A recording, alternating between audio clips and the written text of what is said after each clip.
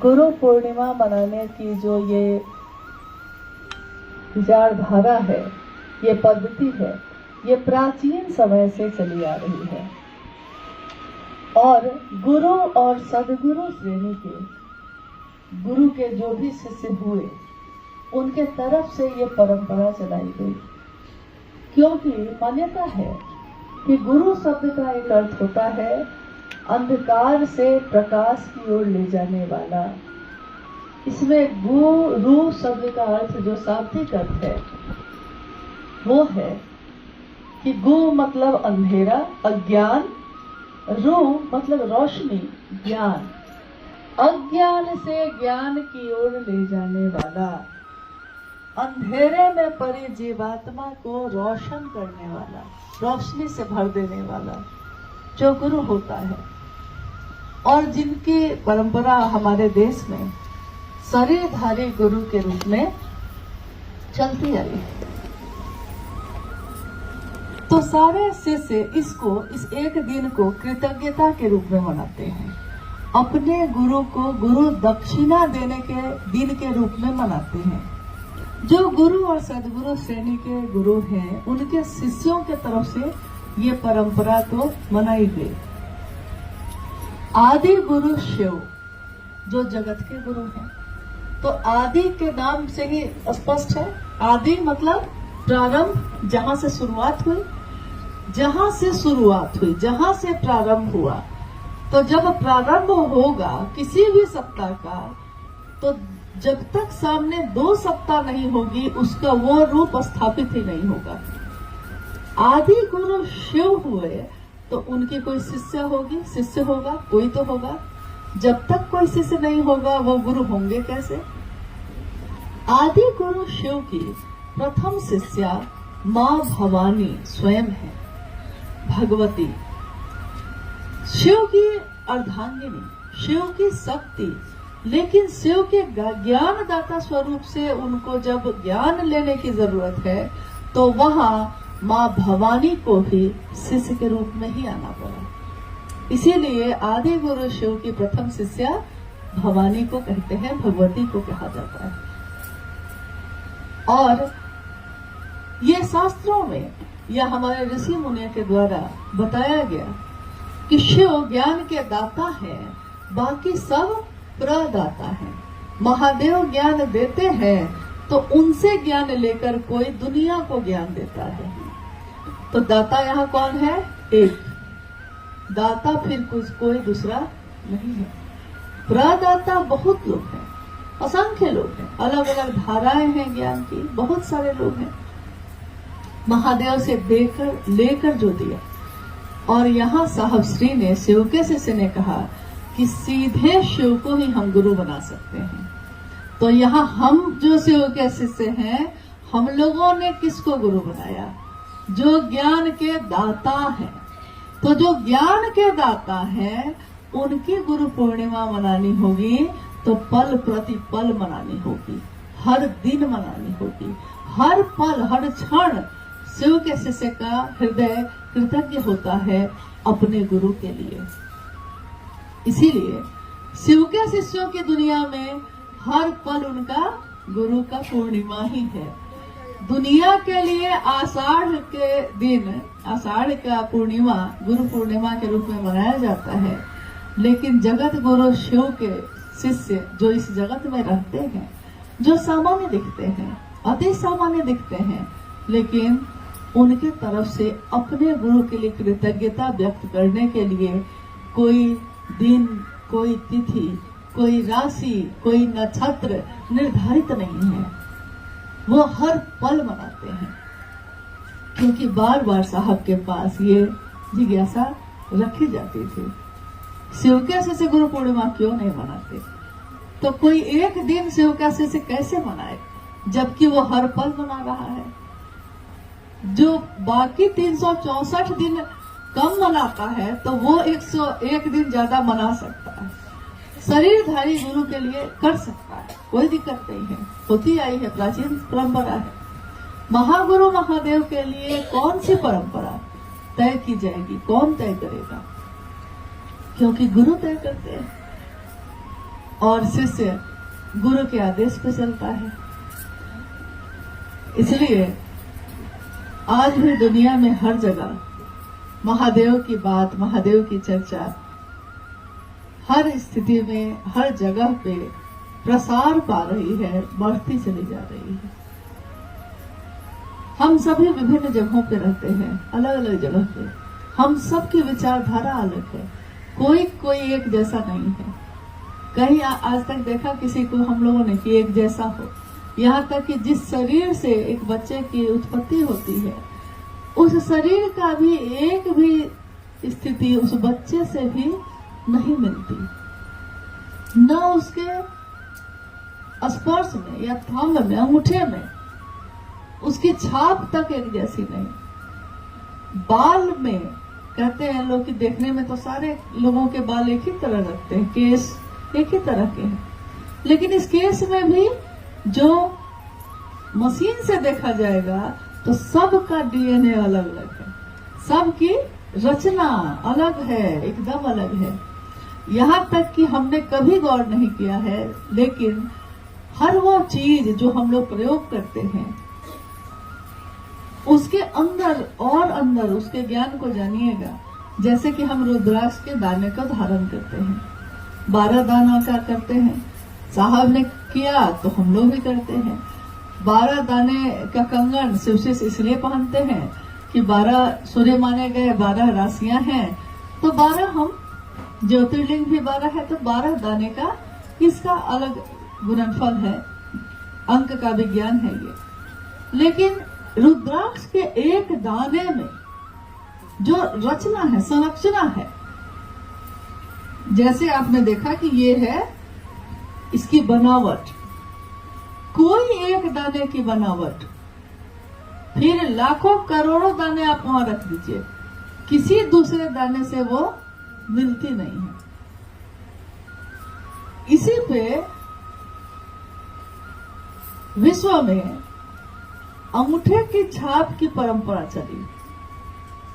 रुद्राक्ष के दाने के अनुसार जो संरचना है, तो इंसान के हथेली पे भी, अंगूठे में भी या उसकी उंगलियों में भी उसी तरह है। किसी एक व्यक्ति का, किसी एक जीवात्मा का, और मन की भी उसी तरह है। शरीर की रचना तो हम देख लिए, रुद्राक्ष की रचना भी दिखाई देती है। संरचना क्या है आंखों से देख सकते हैं हम। मन की संरचना क्या है, क्या वो इन आंखों से दिखाई देगी? हृदय के भाव की संरचना क्या है, क्या हम इन आंखों से उसको देख सकते हैं? नहीं देख सकते। तो हमारा हृदय एक जैसा हो सकता है। देखिएगा कि जब प्रेम दिवस मनाया जाता है तो लोग दिल के आकार का खिलौना, फूल सब दिल के आकार का देने लगते हैं। दिल के आकार को आप बना सकते हैं, लेकिन इस दिल में, जो दिल का आकार है, उस दिल में जो भावनाएं पैदा होती हैं, उसकी क्या संरचना है, उसकी क्या बनावट है, किसी की किसी से नहीं मिलती। अरबों खरबों की संख्या में जीवात्मा है इस धरती पे, और इस पूरी तरह विसंगतियों में भरे विश्व में महादेव संगति की स्थापना करते हैं। संगति की यानी एक साथ बैठा देते हैं, एक सोच पे खड़ा कर देते हैं, एक सोच। शिव की शिष्यता क्रांति है, शिव की शिष्यता जागरण है। क्या है? साहब ने कहा शिव की शिष्यता जागरण है, व्यक्ति के मानसिक और आध्यात्मिक तल का, व्यक्ति के मानसिक मन का और आध्यात्मिक जो उसका हृदय समझता है, जिस चीज को महसूस करता है, जागरण है, जग जाना है। मैं कौन हूँ, कहाँ से आया, कहाँ से आया था, कहाँ को जाऊंगा, क्या करने आया, क्या कर रहा हूँ, मेरे इस काम का उद्देश्य क्या होगा। यानी अब वो जगा हुआ है, सचेत है, सजग है हर चीज के प्रति, प्रकृति के प्रति, व्यक्ति के प्रति, इंसानियत के लिए। इंसानियत जो इंसान में अब बहुत कम दिख रही है, लेकिन शिव का शिष्य अब इसके लिए जग रहा है। जीव शिव होगा, जीव होगा तब न शिव होगा।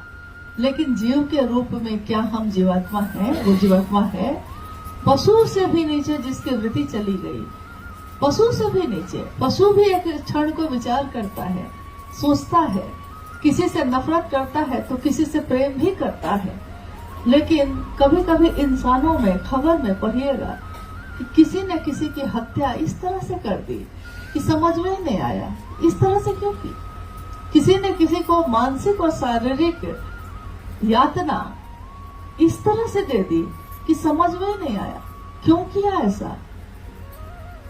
यानी पशु से भी नीचे की वृत्ति है।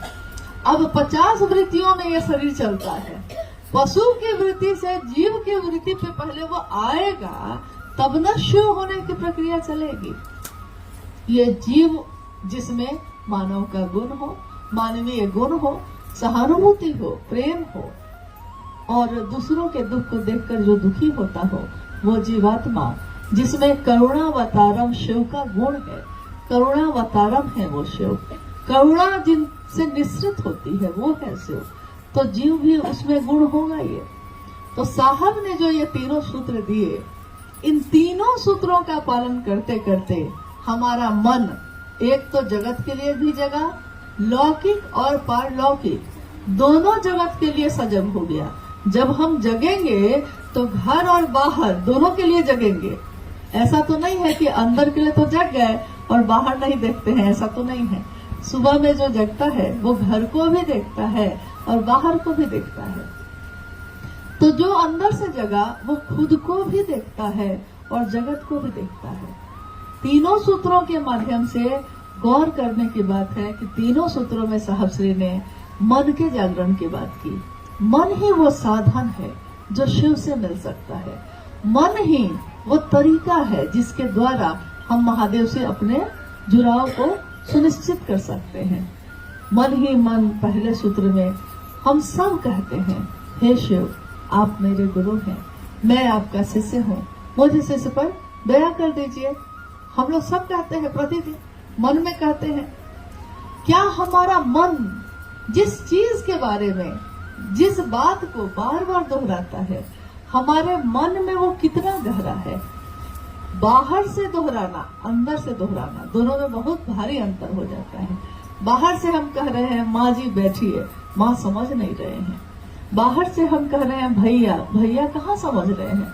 भैया दुख में है कि सुख में है हम पूछने भी नहीं जाते। एक शिव गुरु महोत्सव में साहब श्री ने कहा कि मुझसे छोटा भी कोई है, लेकिन वो क्या खाता है, क्या पीता है, मुझको पता नहीं। मैं किस सुख में हूँ, मैं किस दुख में हूँ, उसको पता नहीं। एक ही माँ के गर्भ से पैदा हुए, लेकिन भाव सो गया, भाव सो गया भाई का भाई से, तो कोई फर्क नहीं पड़ता कि हम कैसे जीते हैं। और इसी भाव को जगाने की विधा है ये तीनों सूत्र। तीनों सूत्र जो देखने में, सुनने में बहुत साधारण लगते हैं, बहुत सामान्य लगते हैं, लेकिन ये पूरी तरह व्यक्ति के मन को जागृत कर देता है। और जब वो जगता है तो अच्छे बुरे की समझ पैदा होती है, दूसरों को परखने की समझ पैदा होती है। और ये जमाना जो शिव का रूप नहीं है, एक पत्थर का टुकड़ा, जो पत्थर का टुकड़ा है, पड़ा हुआ है, कोई उसकी तरफ देखता भी नहीं, कोई उसकी कद्र नहीं करता। एक दिन कोई संग तराश, कोई पत्थर से मूर्ति बनाने वाला उस पत्थर के टुकड़े को तराशता है, छेनी से, हथौड़ी से मारता है, चोट खाता है वो पत्थर, तकलीफ होती है, पीड़ा होती है उसको, लेकिन उस पीड़ा में उसका सृजन है। इस दुख से वो आनंद में जा सकता है। हम कहते हैं हम दुख सहना नहीं चाहते, महादेव दुख देते भी नहीं, लेकिन अगर ये दुख मेरे मन को शिव बना सकता है तो हमको इस दुख को भी सहना चाहिए, क्योंकि इसमें हमारा सृजन है, इसी में हमारा उन्नयन है। कोई पत्थर भी जब हथौड़ी की चोट खाता है तब जाकर वो मूर्ति बनता है, और जब मूर्ति बनता है तो उसकी पूजा होती है। कभी जिसकी पूजा होती है, पहले तो नहीं होती थी, बस उस पत्थर का आकार बदला है।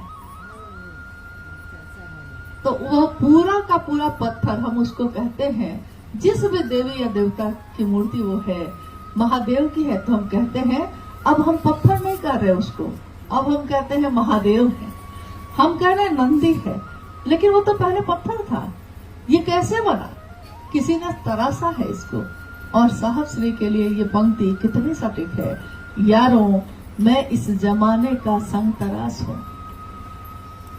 जमाने का संग तरास यानी ये पूरी दुनिया, इस पूरी दुनिया का जो रूप है वो उस पूरी दुनिया के रूप को तराश रहे हैं। छेनी लगेगा ही, हथौड़ी लगेगी ही, स्वाभाविक है कि कुछ कष्ट होगा। हर चीज मेरे अनुसार नहीं होगा, जो गुरु चाहेंगे वही होगा, लेकिन इस छेनी और हथौड़ी में सुख है।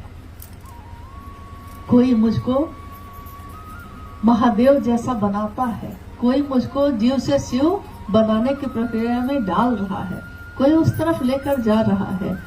यारों, मैं इस जमाने का संग तरास हूं, पत्थरों को भी बोलने का हुनर देके जाऊंगा। तो साहब शेर ने हमको आपको क्या दिया? हमारा जीवन जो पत्थर है, पत्थर था, आज पत्थर नहीं, कभी पत्थर था। कौन क्या खाता है, कौन क्या पहनता है, किसको क्या चाहिए, सुबह से रात तक इस जीवन में यही चलता था। लेकिन आज इस जीवन में ये नहीं चलता है। आज भी हम सबकी परवाह करते हैं और भी अच्छे तरीके से करते हैं, लेकिन इस परवाह के साथ साथ उसकी भी परवाह करते हैं जो मेरे अंतस में है, जो ये चेतना है, मैं कौन हूँ, कहाँ से आया। शिव मेरे गुरु हैं, मैंने अपने गुरु के लिए क्या किया। कोई भी शिष्य अपने गुरु की स्थापना करता है, कोई भी शिष्य अपने गुरु की महिमा का गान करता है। दुनिया महादेव महादेव करे, इसकी कोशिश करता है।